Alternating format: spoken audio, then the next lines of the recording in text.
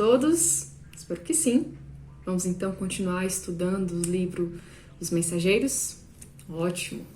Hoje vai ser a nossa sexta aula e nós vamos estudar os capítulos 26, 27, 28, 29 e 30. Sempre 5 capítulos, beleza? Então, sem mais delongas, vamos lá ao capítulo 26, Ouvindo os Servidores. Então, André continuava lá no posto de socorro Campo da Paz, que era comandado por Alfredo. Então, ele estava aprendendo várias coisas, estava se sentindo muito bem lá, tinha uma energia diferente, mesmo sendo localizado num local muito difícil. O posto ele emitia vibrações muito positivas. As pessoas todas que trabalhavam lá, elas se tratavam com muito respeito, com muita cordialidade, sabiam dos seus deveres, respeitavam as hierarquias e estavam buscando sempre o seu próprio melhoramento. E isso fazia com que o Campo da Paz se tornasse um local extremamente agradável. Então André, que sempre estava ali junto do seu instrutor Niceto, ele pediu permissão para, num determinado dia, acompanhar de mais perto as tarefas do Alfredo, que era o coordenador daquele local. Então, o Aniceto concedeu isso e ele foi até o Alfredo. E, para sua surpresa, vários trabalhadores que estavam lá vinham até o Alfredo fazer alguns pedidos. E nesse capítulo nós vamos ver o pedido de um senhor, um velhinho já, que tinha desencarnado há algum tempo e sentia muita falta da família. A sua família que tinha ficado, a sua esposa e seus filhos estavam um pouco inconformados com a situação. Então esse servidor se aproxima, e é um servidor muito dedicado. Ele se aproxima de Alfredo para contar a situação, para saber, ter notícia dos seus, e ele, para sua surpresa, descobre que eles continuam perturbados, eles estavam com aquela saudade que fere, porque nós temos aquela saudade que é normal, que faz parte, e tem aquela saudade que fere, que é aquela que a gente fica revoltado com o próprio Deus. Por que tirou aquela pessoa da nossa vida? E a sua família estava nesse processo, e isso atrapalhava inclusive as próprias tarefas desse Senhor. Ele que estava lá em Campo da Paz, trabalhando há muito tempo, com muita dedicação, com vontade de se melhorar, toda vez que ia descansar, quando chegava ali o momento do seu repouso, e ele ia fazer a sua prece antes de dormir, porque a gente sabe, que os espíritos, eles também têm o seu momento de repouso, muitos deles. Então, quando ele chegava lá na hora de dormir, de fazer a sua prece, ele escutava os apelos da mulher e dos filhos. E isso gerava nele uma perturbação muito grande. Quando ele ia tentar descansar, era um sono ruim, era um sono perturbado, porque os apelos ficavam vindo, isso estava atrapalhando a caminhada dele. Por isso ele pede a Alfredo que ele vá visitar, para ver se ele consegue tomar uma providência mais enérgica a respeito disso, de falar com os filhos que ele estava bem. Perto da casa onde a sua família morava tinha uma espécie de centro espírita, onde ele poderia até tentar se comunicar. Então ele pede esse recurso para o Alfredo para isso, para ver se ele conseguia falar que estava tudo bem, para ele voltar aos seus afazeres normais, porque ele estava tendo dificuldade. É uma coisa que a gente precisa se observar muito. Essa saudade que fere. Temos que ter o equilíbrio necessário quando perdermos alguém próximo. Como eu falei, tem duas saudades, aquela saudade que é normal, que é comum, aquele desejo de estar com a pessoa, mas entender que não é possível naquele momento, e tem a saudade que fere, que revolta. E essa saudade, essa segunda saudade, ela atinge e muito quem partiu. Atrapalha, inclusive. Olha esse trabalhador, esse senhor. Era um trabalhador muito dedicado. Era uma pessoa que estava ali, buscando se melhorar, e ainda assim era atingido pelos apelos da mulher e dos filhos. E ele até disse: qual pai que vai ficar surdo aos apelos dos seus filhos? Não tem como. Por mais que você se equilibre, quando a família que está desequilibrada acaba atingindo. Então é uma coisa para a gente se observar quando formos testados com isso. para mantermos o equilíbrio. Tá certo? Então, o Alfredo, ele dá vários conselhos a respeito disso e ele diz, entre outras coisas, o seguinte: você, Alonso, o nome desse senhor era Alonso, não deve angustiar-se. Sei que está trabalhando agora para o futuro da sua família. Na terra, na qualidade de pais, conseguimos movimentar muitas providências a favor dos filhos. Entretanto, aqui podemos realizar certas medidas em benefício deles com maior segurança. Nem sempre agimos no mundo com a necessária visão, mas aqui é possível sentir de mais perto os interesses imperecíveis daqueles que amamos. Então, olha só que realidade. Quando nós estamos aqui todos juntos, é claro, um pai sempre busca o melhor para o seu filho, mas muitas vezes nos falta uma visão do todo. E quando estamos do lado de lá, a gente consegue ter essa visão, até da própria dor. Uma dor que um filho nosso passa, entendendo que aquilo é para o crescimento dele. Gente, quem tem filho sabe, né? O maior medo de um pai é o filho estar sofrendo, né? Estar sentindo alguma dor física ou espiritual também. É uma das maiores tristezas para um pai. E quando a gente está vivenciando isso, é difícil enxergar, ter uma visão macro. Mas quando estamos do lado de lá, a gente enxerga esses pormenores. O entendimento de estar passando por isso, entre outras coisas. Então, ele poderia continuar auxiliando a família dele de onde ele estava. Ele não precisava ir até lá. Naquele primeiro momento, não ia ser bom nem para sua família e nem para ele mesmo. E aí o Alfredo dá um exemplo de 2 trabalhadores lá de Campo da Paz que estavam com a mesma situação. A família que ficou estava um pouco revoltada, estavam vivendo a mesma situação, estava atrapalhando assim as suas tarefas. E eles solicitaram ao Alfredo para que eles fossem até o ninho doméstico, para visitar, para tentar inspirá-los, falando que estava tudo bem. E o Alfredo concedeu por 1 semana, que eles ficassem 1 semana lá. Foram acompanhados de outros trabalhadores e tudo mais. E para surpresa do Alfredo, os trabalhadores voltaram sozinhos.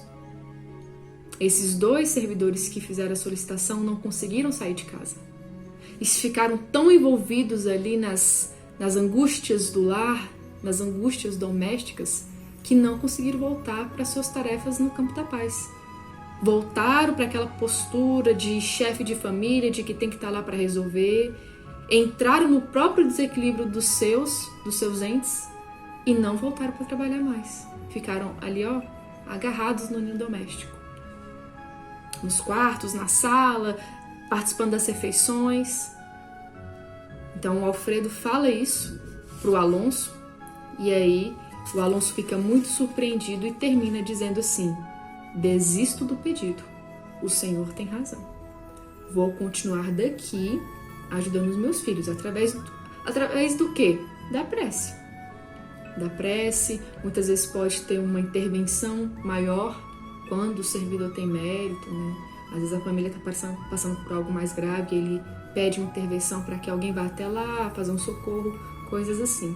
Ou quando ele estiver 100% preparado, ele mesmo vai lá e presta esse socorro. Tá certo? Muito bem, esse foi o nosso capítulo 26, vamos lá para o 27? Vamos lá, capítulo 27, o caluniador. Então, André estava ali com Aniceto e ele diz o seguinte, fala assim: vamos lá para uma câmara mais afastada para a gente ter contato com um outro sofredor. E aí eles vão, né? Vicente, André e Aniceto chegam lá. André se depara com um louco, é assim que ele o descreve, um homem completamente alucinado. E aí a presença de Aniceto, né, que começa a falar com ele, dá uma adormecida nesses seus impulsos e ele tenta começar a se asserenar. E Paulo, o nome dele, né, e ele pergunta: e Paulo, como é que você está se sentindo? E ele, né, que estava num processo de perturbação muito grande, muito sofrimento, ele fala até com dificuldade, né? Estou bem, graças a Deus. Ele até fala com dificuldade isso. E aí o Aniceto esclarece que a situação de Paulo ainda era melhor do que aqueles que dormiam. Que um espírito que está desperto, sofrendo, com angústia, está numa condição melhor do que aqueles que dormem, porque aqueles que dormem não sentem arrependimento nenhum. No próprio nosso lar, né, tem as câmaras de retificação onde o André trabalha, e lá ele recebe espíritos mais ou menos nessa situação do Paulo. Os que dormem, não é da alçada de nosso lar, eles não têm lá espíritos que dormem, mas tem esses que sofrem. E o André até fala aqui nesse capítulo que o único espírito que ele teve contato lá em nosso lar, que não estava arrependido de nada, que estava assim completamente cego pelo que tinha feito, era aquela vampiro, né, que nós vemos lá no livro Nosso Lar, primeiro livro da saga. Então ela que se fingiu de sofredora, né, essa vampiro, se fingiu de sofredora para tentar entrar em nosso lar, mas suas intenções logo foram percebidas pelos guardas e, na verdade, ela não se arrependia de nada e ela tinha matado várias crianças ao nascer. Ela era uma verdadeira assassina. Então, espíritos que estão nessa condição, endurecidos, sem arrependimento, muitos ao ponto de dormir, né, em pesadelos terríveis. Outros estão acordados, mas estão nessa situação de não se arrepender. Estão em uma situação muito complicada do que aqueles que estão sofrendo, que choram, que, né, se arrependem do que fizeram, não sabem como mudar, mas estão nesse primeiro passo de arrependimento, de choro. Eles estão realmente já a um caminho andado, já deram um passinho. E era a situação do Paulo. E aí o Aniceto pede que Vicente e André se concentrem novamente ali na figura dele, para que eles observassem alguns fatos importantes do seu passado. E aí André faz isso. André já tinha feito isso, né, com a mulher que dormia, e aí ele faz agora com o Paulo, mesmo acordado, isso é possível. E ele faz e de repente vem, né, abre-se aquela tela mental e repleta de sombras, de vultos de mulheres, de homens.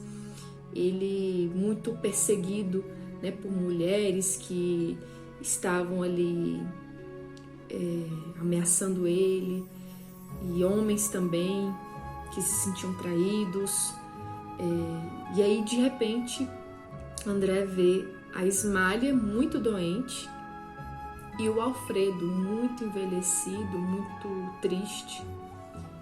E imediatamente o André interrompe esse processo, porque ele fica tão impressionado com a presença de Ismália e de Alfredo ali naquelas visões, que ele vai pedir explicações para o Aniceto.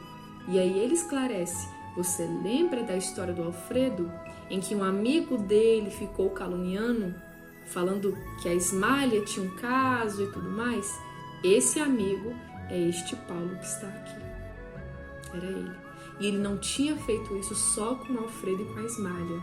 Tinham feito com vários outros casais, vários outros amigos, e tentando seduzir outras mulheres. Foi uma vida de bastante desequilíbrio. E aí André fica muito impressionado com o fato do Paulo estar justamente lá em Campo da Paz. Pergunta se foi uma coincidência. E o Aniceto explica que não, que o Alfredo, quando desencarnou em condições muito difíceis, mas foi auxiliado pela própria Ismália, lá em Campo da Paz. Depois de um tempo, ele, né, foi se melhorando, foi se transformando, e quis buscar o amigo que o tinha traído. Ele percebeu que ele precisava fazer aquilo, precisava se libertar daquela mágoa, perdoando verdadeiramente, para que ele conseguisse continuar caminhando. E aí ele foi atrás, e o Paulo estava num abismo aí terrível. Ele auxiliou o amigo, levou até o Campo da Paz, e desde então conversava com ele quase todos os dias, o auxiliava no que ele precisava, e foi todo um processo. Ele se melhorou tanto que ele até conseguiu se transformar no administrador de Campo da Paz. E foi todo um processo que o Aniceto nos explica assim, né? No primeiro momento, quando ele quis levar o Paulo para lá, ele fala assim: Não julguem que o Alfredo conseguiu essa vitória espiritual tão somente pelo fato de desejá-la, né? Às vezes a gente quer uma coisa e... eu quero, então eu vou conseguir. Não é só o querer, né? Tem todos os passos que nós precisamos seguir para chegar até lá. Ele desejou, procurou, alimentou essa vontade e agora permanece na realização. Então olha só o processo que é. Há muitos anos conversa com Paulo diariamente. Nos primeiros tempos, aproximava-se do enfermo como um necessitado de reconciliação. Então precisava disso, né? De reconciliar, de perdoar, era o primeiro passo. Depois, como uma pessoa caridosa. Então depois que ele já tinha feito ali, né, o perdão, ele queria ajudá-lo. Mais tarde adquiriu entendimento comparando situações e em seguida sentiu piedade. Se comoveu com a situação dele e viu realmente uma pessoa doente. Logo depois experimentou simpatia e presentemente conquistou a verdadeira fraternidade, o amor sublime de irmão pelo ex-inimigo.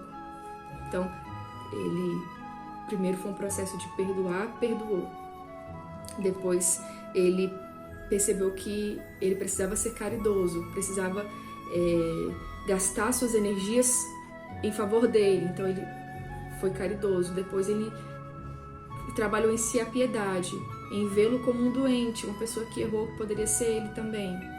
E depois disso ele se tornou irmão, ele via no Paulo um irmão, e aí atingiu a fraternidade completa. Então foi todo um processo, né? A gente acha que simplesmente no processo de perdão, por exemplo, né? Não, eu perdoo, é aquele perdão, né? Perdoo, mas não fica mais perto de mim. Não é o caminho. E tudo bem, né? Assim, tem as etapas que elas precisam ser vencidas. A gente não tem como perdoar, não perdoa aqui já, né? A situação fica completamente resolvida. Olha o caso do próprio Alfredo, né? Você perdoa, é o primeiro passo. Depois você tem caridade, porque a pessoa ela errou. Depois você sente piedade, vendo nela um doente. Depois você, né, completa a fraternidade, vendo nela um verdadeiro irmão. É assim que funciona, tá? Pelo menos é o que diz aqui os mensageiros. E esse é o capítulo 27, vamos lá para o 28, vida social. E é isso mesmo. Lá no mundo espiritual, os nossos amigos, eles têm vida social. André estava ali na companhia do Alfredo e da Ismali e de repente eles recebem a notícia de que um casal de amigos tinha chegado para visitá-los. E aí que o Alfredo fala, mas é isso mesmo, André. Aqui nós temos vida social, nós temos um momento de lazer, um momento de colocar a conversa em dia. E isso é importante pra gente também. Então lá, olha que coisa boa. Não é só trabalho. Tem um momento de parar, de ter lazer, de às vezes ver uma peça de teatro, de escutar uma música, né? Então tem esses momentos sim, tá? Não se preocupem não. Não é só trabalho. Tem os momentos de relaxar também. Então chegou esse casal de amigos, né, do Alfredo e da Ismali, junto com suas duas filhas.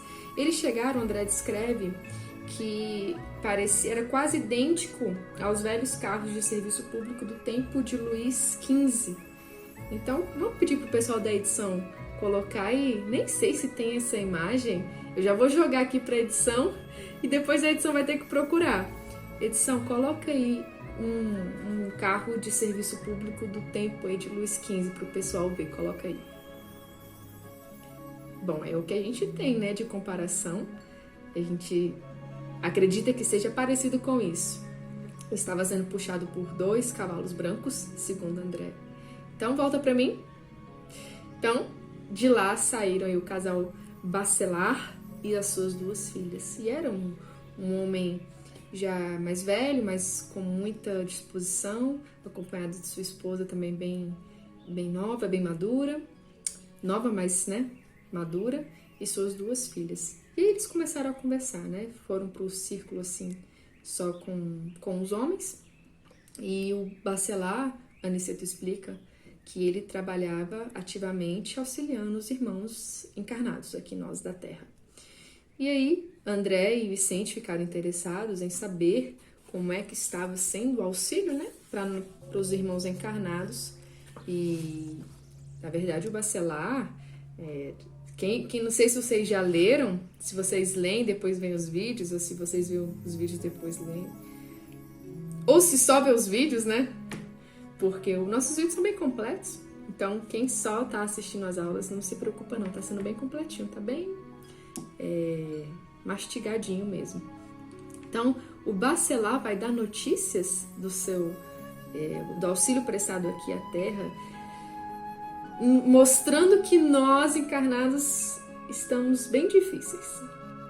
Né? A maneira que ele fala demonstra o tanto que o trabalho é difícil. E ele nos compara a um paciente comum, em que busca um médico querendo resoluções imediatas para um tratamento de uma doença, querendo ficar bom logo, querendo remédios com gosto melhor, ou resolver questões estéticas, né? Quero fazer uma lipo para emagrecer logo, porque eu não quero participar do processo de exercício, dieta, quero resolver logo isso. Então ele nos compara a um paciente assim, em que quer que a vida se resolva, que a vida fique bem, mas não quer mover uma palha para o melhoramento espiritual. E aí complica, né? Complica. Se a gente não fizer a nossa parte, não tem espírito que venha fazê-lo por nós. Não tem. Então ele fala isso, né? E André fala assim, não, mas nós temos pelo menos alguns encarnados que estão querendo se melhorar, que estão sendo verdadeiros pontos de luz para nós desencarnados. E aí o Bacelar, né, fala assim, olha, tem, mas são raros. Estão raros, porque a maioria está lá, né, que antes de reencarnar promete coisas incríveis, maravilhosas. E a gente promete mesmo, né? A gente é igual político quando tá lá no mundo espiritual. Prometem. Na hora de estar aqui, são milhares de dificuldades. Ah, mas eu tô muito novo ainda, preciso curtir minha juventude, depois eu me dedico a isso. Ah, mas agora eu tô muito velho. Já passou a minha fase, agora eu vou mais descansar. Ah, mas eu sou casado, tenho minha família. Então, preciso me dedicar à família. Ah, eu sou solteiro e tô me sentindo muito só. Quando eu tiver uma família, eu vou ter forças. Ah, eu sou pobre. Ah, eu sou muito rico. Entendem? Várias são as desculpas, né? E ele que coloca isso. Sempre a gente põe um obstáculo na nossa caminhada, né? Por que eu não estou ali mais ativa, auxiliando o meu próximo? Eu sempre tenho uma dificuldade. E aí, ele ainda fala do desculpismo, né? Que isso é um verdadeiro desculpismo, onde as pessoas inventam 1001 situações para não agir. Sempre a minha condição é muito difícil para eu sair daqui, para eu me movimentar. Então, não sejamos assim, né?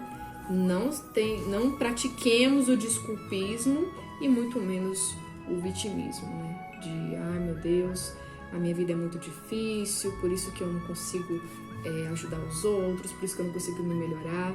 Nada de vitimismo, porque isso atrapalha muito a nossa caminhada, né? Capítulo 28, interessante. E por falar em interessante, o capítulo 29 se chama Notícias Interessantes, onde André e Vicente vão ter um contato mais próximo com as duas moças. Se tratavam de Cecília e Aldonina. A Cecília era filha do casal Bacelar e a Aldonina era sobrinha, que estava aguardando a vinda da sua mãe. Então, André começa a conversar com as duas moças, né? E a Cecília fala algo que o surpreende muito. Ela diz que estava trabalhando já há algum tempo para que fosse concedida a ela uma visita à colônia Nosso Lar. E ela estava aguardando para o próximo ano. E para atingir esse objetivo, ela tinha que realizar várias tarefas para ter o privilégio de visitar a colônia Nosso Lar. E André e Vicente ficou muito surpreendidos. Ele disse, o quê? Tudo isso? Só com uma visita? E ela diz, talvez vocês ignorem, mas nosso lar é um verdadeiro reduto de bênçãos. Lá os ministérios dizem, né? As notícias que nós temos é que os ministérios se constituem em verdadeiras instituições de ensino. E realmente é assim, né, gente? Nós vemos por esse livro mesmo, logo no início, onde André vai até o centro de mensageiros, onde ele vê os médios e doutrinadores que faliram, ele descreve o local como uma verdadeira universidade, onde as pessoas com as suas mochilas, com seus livros, transitando. Então, isso só o centro de mensageiros, que é uma parte pequena de um grande ministério lá em Nossa Lá, são seis ministérios. Então, vocês imaginem o tanto de coisa que deve ter. E tem, né? E eu acho engraçado os espíritas falando assim, quando eu desencarnar, acho que eu vou para Nosso Lar. Como se fosse uma coisa assim, bem simples. Eu mesmo já falei isso várias vezes. E, na verdade, não é, né? Não é. Não é uma das colônias mais avançadas, realmente não é. A gente vê, por exemplo, que a colônia que o Manuel Filomeno de Miranda está, né, é a outra saga que a gente faz, né? Aqui no nosso canal nós temos a saga André Luiz e a saga Manuel Filomeno de Miranda. A colônia que ele está é bem mais avançada do que o Nosso Lar, né? Mas ainda assim, Nosso Lar é realmente uma colônia diferente. E a Cecília dá a explicação do porquê que ela é diferente, né? Porque o André fala assim, não, mas lá também nós temos sofredores. Não é só estudo, ensino, lá nós temos... Eu mesmo trabalho nas câmaras de retificação e recebo muitos sofredores. Aí ela, sim, os seus sofredores já estão meio caminho andado. É aquilo que eu falei, né? Agora há pouco. Os seus sofredores já estão meio caminho andado, porque eles percebem o que fizeram, eles se arrependem, eles choram. Aqui nós temos verdadeiros revoltados, aqui em Campo da Paz. Lá vocês tratam de sofredores, aqui nós tratamos muitos obsessores. Muitos obsessores, enfermos que não enxergam a própria doença. E eu me lembrei, ela dando essa explicação, eu me lembrei, por exemplo, do trabalho mediúnico. Vamos lembrar de um trabalho mediúnico, quem participa, né? Imagine a doutrinação para um espírito sofredor que chega lá querendo ajuda, se arrependendo. É tranquilo. Você fala, não, tá tudo bem, você tá no hospital, o médico tá aí do seu lado, vai te encaminhar. É coisa, gente, que às vezes não dura 30 segundos. Agora, quando vem o obsessor, que chega rindo, fala, eu vou queimar tudo isso aqui, eu vou acabar com tudo. Por mais que você fale, às vezes você fica falando por vários minutos, ele não se arrepende, ele não começa a chorar. Acontece, mas, gente, é uma coisa rara. É rara de acontecer. Normalmente, tem que ser uma coisa assim, toda semana. A mesma coisa é da colônia Nosso Lar e do Posto Socorro Campo da Paz. O trabalho. Né? O trabalho era mais árduo lá no Campo da Paz. Até por estar muito próximo aqui da nossa querida terra. Onde nós nos caracterizamos justamente por isso. Né? Por doentes que muitas vezes não enxergam a enfermidade. Né? Doentes espirituais. Tá certo? E aí, contando um pouquinho da história dela, a Cecília fala que o seu pai, há 50 anos, já estava ali já trabalhando em Campo da Paz. Logo depois veio sua mãe, depois ela, e todos eles juntos ali, né, num ninho doméstico que eles formaram lá, trabalhavam em prol do seu crescimento espiritual e dos seus irmãos que estavam aí ao redor. E ela conta que estava aguardando a volta de uma pessoa muito querida da Terra. Né? Quem será? Continuando a conversa com as duas moças, a Aldonina vai falar uma coisa que eu achei super interessante. Ela vai dizer que a irmã dela, que se chama Isaura, ela tinha se casado em Campo da Paz, já tinha 3 anos. E essa questão dos matrimônios não é surpresa para nós. Nós vimos lá em Nosso Lar que realmente acontece. É o casamento no mundo espiritual, com uma cerimônia, com o que a gente conhece aqui, né? Deve servir um caldinho, umas frutas, né? No casamento que tem lá. Então isso é muito interessante, né? Tem o casamento no mundo espiritual. Então são almas que são verdadeiramente afins, que se amam e se dedicam e né, fazem essa promessa. É uma coisa muito bonita o casamento, né? A própria Cecília fala que aqui na Terra é algo muito bem visto e muito sincero. Quando é um casamento onde as pessoas realmente querem se fazer felizes, né? E se amarem. Não quando é um casamento por interesse, é aquele casamento verdadeiro mesmo, né? Já é uma coisa muito bonita aqui, do lado de lá, então é uma coisa incrível. E aí o Vicente falou que ficou muito surpreso quando viu o que aconteceu. Ele viu vários casamentos lá em nosso lar. E lá em Campo da Paz também acontecia. É bom a gente esclarecer, gente, porque eles estão num posto de socorro de Campo da Paz. Campo da Paz é uma colônia. É uma colônia assim como o nosso lar. Só que nessa colônia, né, a cada 10 quilômetros tem um posto de socorro, como eles vão esclarecer aqui nesse capítulo, né? Capítulo 30 em Palestra Afetuosa. E a cada 10 quilômetros da colônia tem um posto de socorro, igual aquele lá que eles estavam, tá? Mas a colônia em si, né, é uma colônia grande, tem governador, e é uma colônia bem próxima da terra mesmo. E aí eles têm o posto de socorro para atender coisas mais específicas, né? No caso ali onde eles estavam, tinham aqueles que dormiam e aqueles que quando acordavam mais loucos, cada um tinha o seu, né, a sua tarefa. Então, inclusive esse pessoal que veio, né, no carro, o casal Bacelar e as duas meninas, eles estavam vindo da colônia Campo da Paz para visitar esse posto de socorro, onde estavam Alfredo e Ismália, que eram muito amigos. Então, gente, falando da Isaura, que era irmã da Aldonina, ela se casou em Campo da Paz, já havia 3 anos, e ela se casou com um moço de nosso lar. É como se fossem 2 estados, como se uma menina de Brasília tivesse casado com um cara de Goiânia, algo assim. Então ele veio lá de nosso lar para poder casar, mas antes disso acontecer, né, porque assim, eles casaram e aí depois ela foi para nosso lar. E André ficou surpreso, mas poxa, a Cecília tá tendo que fazer tanta coisa para conseguir uma visita. Como é que a Isaura casou e já foi para lá? Né? Então é só casar que você consegue passagem para lá? Não foi bem assim. No caso da Isaura, né, o rapaz que ela iria se casar, ele era mais evoluído do que ela. Então ele poderia, né, intervir para que ela fosse para lá. Ele conseguiu a autorização das autoridades lá de nosso lar para que ele conseguisse levar a sua querida esposa. Porém, precisou que Isaura fizesse a sua parte também.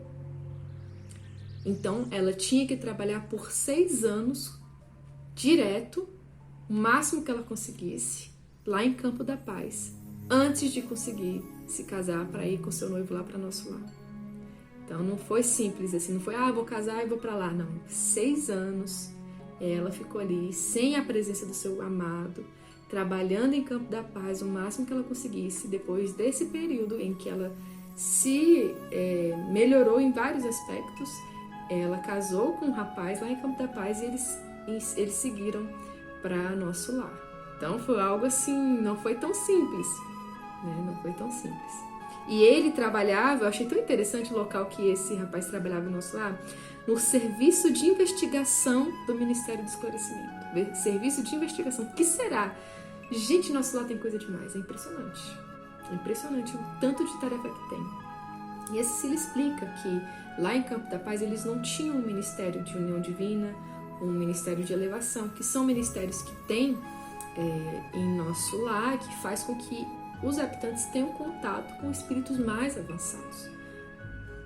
E lá eles não tinham Campo da Paz, né? Então eles tinham dificuldade, né, de receber essas visitas. Claro, não faltava o amparo e tudo mais, mas não era uma coisa tão corriqueira como em nosso lar. Por estarem mais próximos da crosta e pelo serviço ser um serviço mais árduo. Então, era assim que funcionava lá em Campo da Paz. E a prima da Cecília, né? Gente, o nome dela é difícil, eu vou ficar toda vez voltando porque o nome dela é difícil. Aldonina. A Aldonina, ela tinha recebido uma premiação lá em Campo da Paz para poder visitar em nosso lar. Gente, é uma premiação mesmo. É como se fosse uma medalha. No caso da Aldonina, ela ganhou no quesito assiduidade. Oh, gente, chegar no horário certinho, não faltar. Será que se a gente fosse se basear no que é nas nossas tarefas aqui do centro, né? Por exemplo, será que a gente ganhava a assiduidade?